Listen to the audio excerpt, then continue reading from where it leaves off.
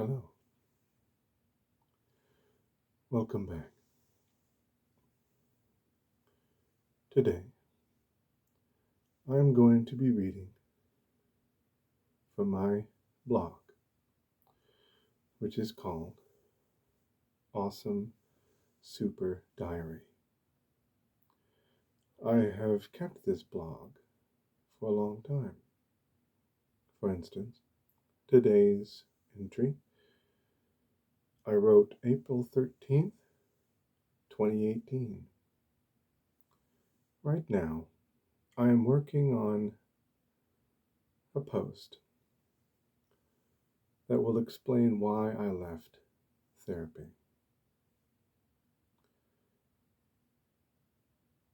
But it's not finished because I'm having trouble taking what is essentially a very short explanation and expanding it into a blog post. That, however, is neither here nor there. Today, the blog entry that I am reading is called Perceiving the Imperceptible. So, without further ado, let's get started. Today, I participated in a local author fair at the Jeffersonville Township Public Library. Because of an oversight on their part, I had only 2 days to prepare. I had no copies of any of my books to bring. On my table, I had only the library's copy of The King's Eagle, some stickers of the Death Magic cover, and 15 sheets of paper with my info on them. I was all alone at my table, and no one I know came to see me. Talking to strangers was very hard, especially when I tried to tell them what my books were about. I don't know whether I was interesting or not. I tried to read people's faces and body language, but that isn't my forte. I can't read subtle, nonverbal cues at all, and I only know that because of what I've been told. I don't know what I miss unless someone tells me, and even then, I will almost certainly miss it again. I did better than I expected with the socializing, though, even without the Klonopin. And as a side note, I'm no longer taking Klonopin or any other psychiatric medication because I have an unusual metabolic problem. It's undiagnosed, but it frustrated my psychiatrist greatly because it made medicine difficult for me. Very few medicines, over the counter or prescription, actually work on me. That's one of the reasons I turned to meditation, because I can't medicate. I meditate. Came up with that on my own. Is that good? Moving on. Faces are a mystery. I see expressions, but I don't notice them. Smiles are obvious, but people don't generally try to hide smiles. They want to hide boredom, and I imagine that I'm very boring. minds are mystery too. People are like frozen lakes. I can't know how deep they are. Now and again I see something moving just under the ice, but I can't reach into them. I know, academically, that there is complexity to everyone that I can't see, but academic knowledge of others is cold when you're up close. I can only speak into others through murk and a frosted sheet.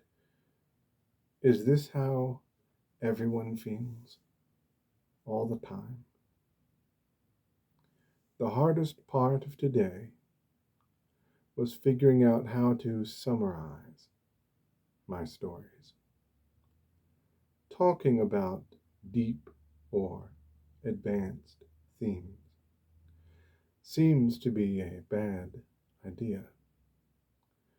It appears that people want something quick and simple. That's what gets their interest. A hint in a flash. Near the end of the fair, I think I was getting it. I started to feel like I was seeing through the ice a little bit, but I can't be sure. Did I see interest? What contributes most to these difficulties is that I can't even see what I'm looking for. I'm always guessing, and I can't ever know if I've guessed correctly. High functioning autism is all about uncertainty. That is the end of that blog post. But I wanted to talk about it a little bit. The last sentence mentions high functioning autism. Now, I am not part of the autism community. I have no interest in being in part of any community. In my opinion, and in my experience, when people come together, very bad things happen. And there are people in the autism community who are not exactly being honest, or who maybe don't know how to characterize or how to explain what they experience, or who maybe have some bad information about what the autistic experience, so to speak, is like. People like this make the autism community bad, and they make it difficult for autistic people to get understanding from the world at large and to get help. Autistic burnout is something that, it seems to me, has fairly recently become a topic of some conversation. And part of what contributes to an autistic person's burnout with dealing with the neurotypical world is a lack of support. It's difficult to get support from people who don't think you need support, no matter what you say, because their belief about autism and autistic people's needs is informed by bad experiences with people from the autism community.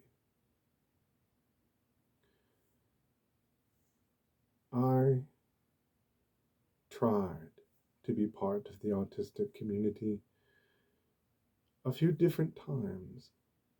I joined some Facebook groups and I used the hashtag #ActuallyAutistic and Asking Autistics on Twitter, of course.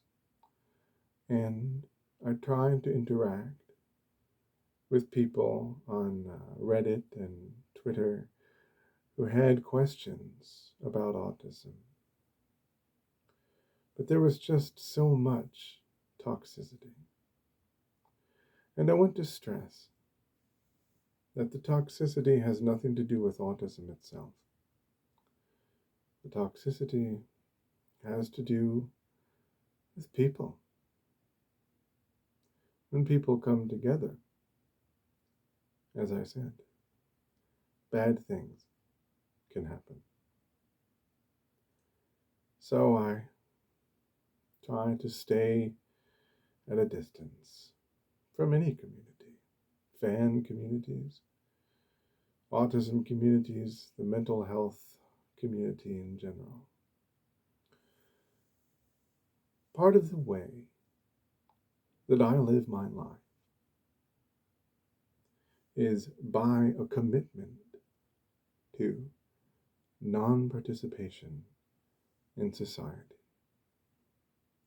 This is part of my meditative life. So,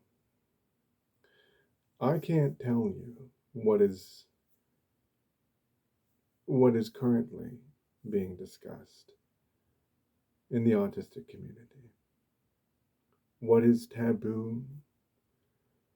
What is accepted? What kinds of things we are expected to say or to avoid saying when we are talking about autism. But I believe I have seen people speaking out against the use of the term high-functioning autism. When I used that term in 2018, I had gotten it from my psychologist. I no longer see a psychiatrist because of my metabolic issues as well as other things. And I no longer see a psychologist either. And as I said, I'm working on an explanation of why I quit therapy. But my psychologist told me that I was high functioning, in part because of how old I was when I learned to read. But there's some clinical language that I don't know. So I'm not going to try to pretend to know anything about why people would say high functioning autism. Anyway, the point is, I used that term because I heard it from someone else. It might not be accepted by some groups. So, if you are the kind of person, if you are one of the people, I should say, who doesn't like the term high functioning autistic, then I apologize for what I wrote in 2018. I don't use that term myself anymore because I don't feel like I can explain it very well. And because how I function, how I can function, doesn't seem to be something that I can easily place on a high to low scale. Sometimes I can make my way through the world of others. Sometimes I can seem to be making my way through that world. And sometimes I can be in a situation in which I flourished before and completely fail to do anything normal. Air quotes. So I wouldn't say that I am high functioning all the time. And I wouldn't say that my function is something that can be defined in very or described by very limiting terms or limited in that way. I am socially incompetent. So these are modern thoughts. These are things I've been thinking about lately. And they're an evolution of the way that I thought back when I wrote that blog post in 2018. The reason I keep looking out this window here is that there are kittens outside. So,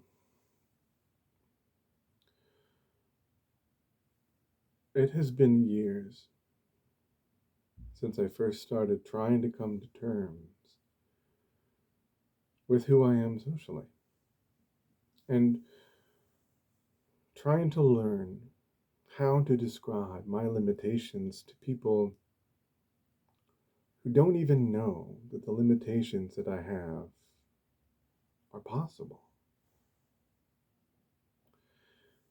And I've recently been thinking about the difference between interacting and conversing. I have a coworker who tries to engage with me because he wants to be nice and to include me. And I appreciate that. I don't always like it. Most of the time when I'm alone, it's because I want to be alone. It's not because I'm lonely or because I feel left out. I'm sitting by myself because I prefer to be by myself.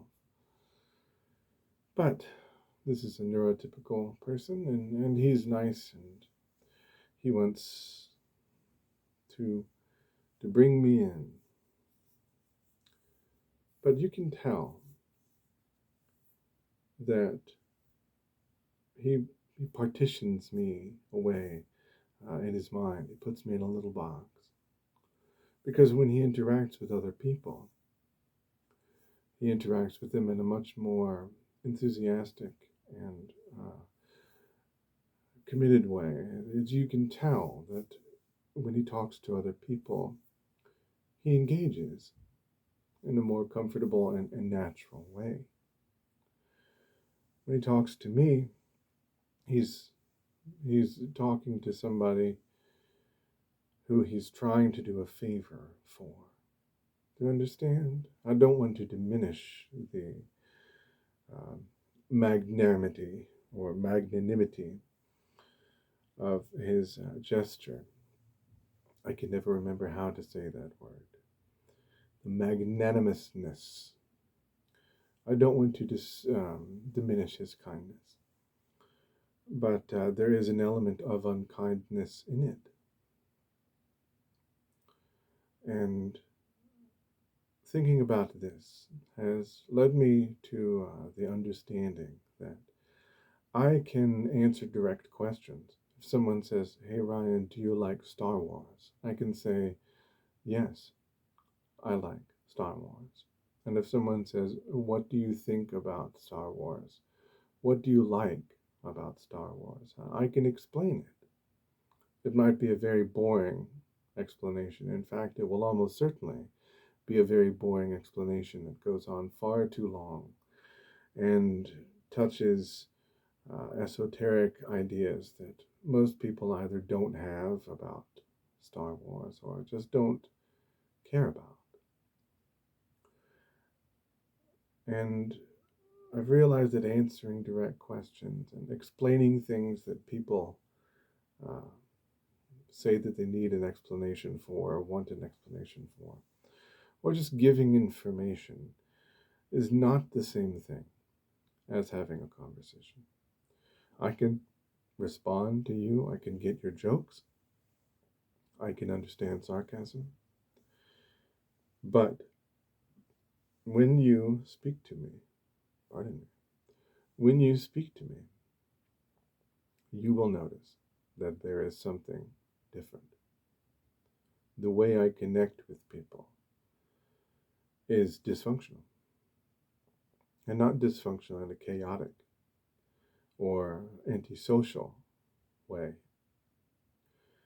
but dysfunctional nonetheless, clearly broken.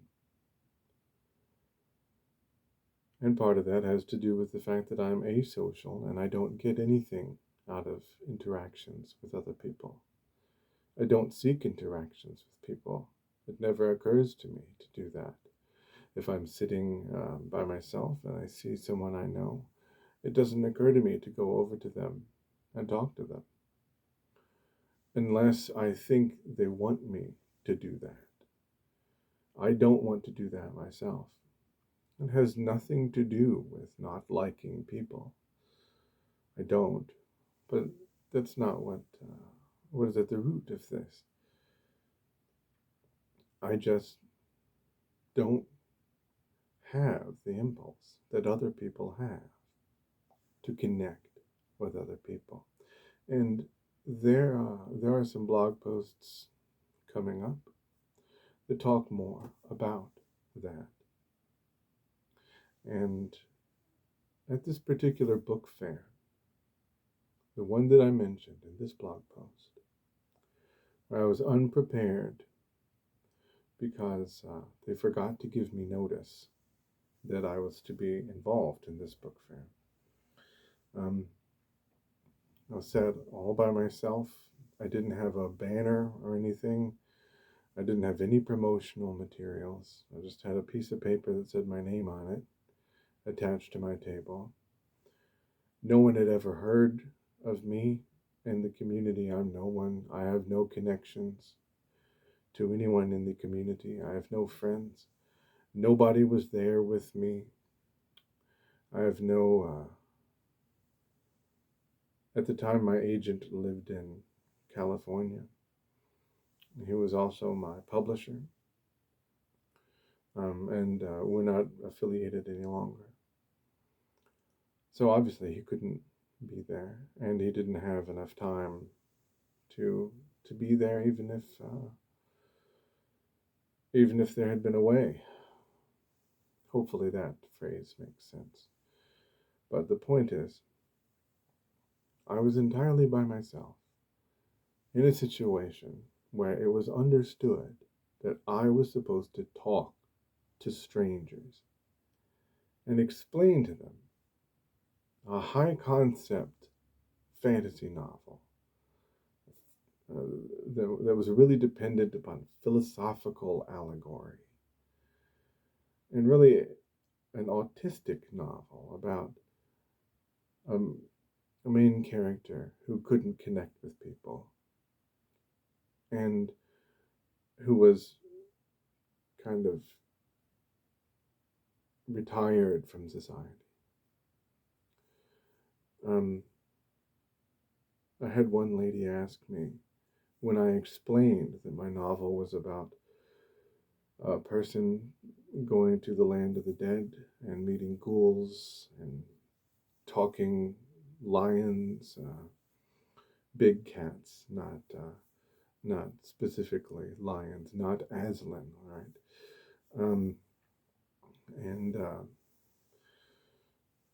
and glass fairies and clockwork owls, um, giant clockwork owls, not Bubo from Clash of the Titans. When I tried to explain all of this, um, my uh, my main character is a necromancer, and he travels around on a flying ship, like a tall ship um, that floats, a land ship. I tried to explain this to someone, and she asked me if I believed it. Do you believe this? Do I believe in necromancers? No, it's fiction, it's fantasy. I'm a writer. And I just felt like I was on the wrong planet while I was there, doing that author fair, trying to talk to people, trying to explain to them what I had written about and who I was. And you'd think that it would be easy, but it wasn't. I had to pitch myself to a stream of people who were going around the room talking to everybody at every table, and I couldn't do it. Also, I couldn't sell anything. I didn't have anything. But my inability to sell myself, to pitch myself to people, is why I retired from writing. Because that industry, not just literature, but art, and maybe even every industry, was built by and for neurotypical people. If you have a severe, a profound social disability, like I do, you have to have a neurotypical person with you, supporting you as a liaison between you and the neurotypical world. But if you have a social disability, you might not be able to meet a person who will help you. So I finally decided it's not going to happen. I'm not going to be a professional artist. Not because I'm not good, but not because I'm not a good artist, but because I'm not a good marketer. All right. So I'm rambling, and I'm going to go. I hope that you are safe and happy, whatever you're doing. Thank you for listening, and I will see you in the next video.